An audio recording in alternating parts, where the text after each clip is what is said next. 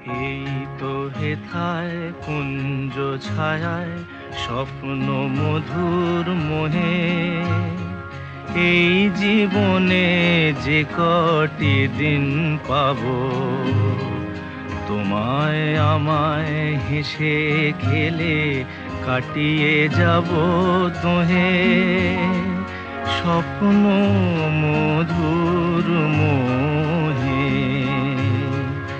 এই তো হেথায় কুঞ্জ ছায়ায় স্বপ্ন মধুর মোহে, এই জীবনে যে কটি দিন পাবো, তোমায় আমায় হেসে খেলে কাটিয়ে যাব দোহে, স্বপ্ন মধুর মোহে।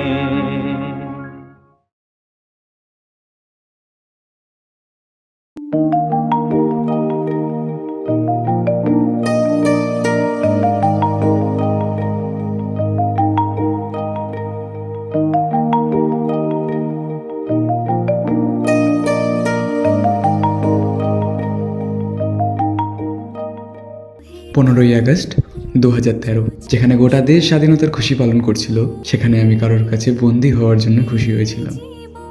অবশ্য আমি তখনও পুরোপুরি শিওর ছিলাম না যে সে আমার বন্দী হওয়াটাকে অ্যাকসেপ্ট করেছে নাকি, কারণ সে আমায় দেখে মিচকি হাসতো বটে, কিন্তু কিছু বলতো না। বন্ধুত্ব এগিয়েছিলাম আমি, কিন্তু সেটা যে প্রেম পর্যন্ত গড়াবে কিনা সেটা আমি জানতাম না।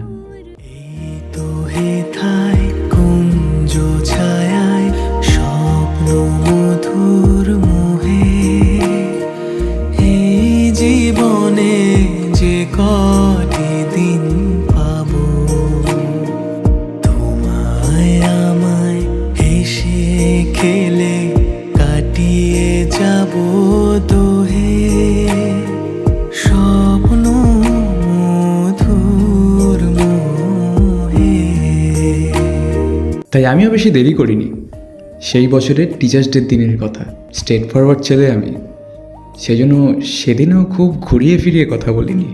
আমি জিজ্ঞেস করি যে, দেখ, আমি তোকে ভালোবাসি, তুই আমায় বাসিস হ্যাঁ কি না? কাটবে প্রহর তোমার সাথে, হাতের পরশ রইবে হাতে। এরপরে কিছুক্ষণের জন্য তার মুখে অবাক হওয়ার অনুভূতি দেখতে পেয়েছিলাম ঠিকই, তবে উত্তরে হ্যাঁ আসতে খুব একটা দেরি লাগেনি।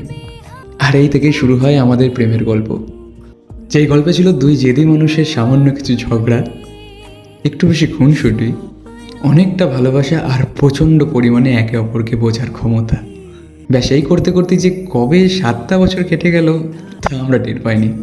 22শে জানুয়ারি 2020 আমাদের বিয়ে হয়।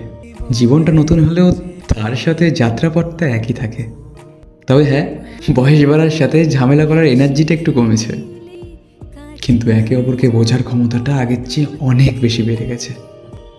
2025-এর 22শে জানুয়ারি আমাদের বিয়ের 5 বছর পূর্ণ হবে। তবে বলে যে ভালো সময় খুব তাড়াতাড়ি কাটে, তাই হয়তো আমরাও বুঝতে পারিনি যে কত তাড়াতাড়ি এতগুলো বছর কেটে গেল। আর আমার বিশ্বাস যে আজ থেকে অনেক বছর পর যখন বয়সের চাপে আমরা ঠিকমতো কথা বলতে পারবো না, তখনও থুরথুরে আওয়াজে আমরা বলবো যে কত তাড়াতাড়ি এই মিষ্টি সময়টা পার হয়ে গেল। এই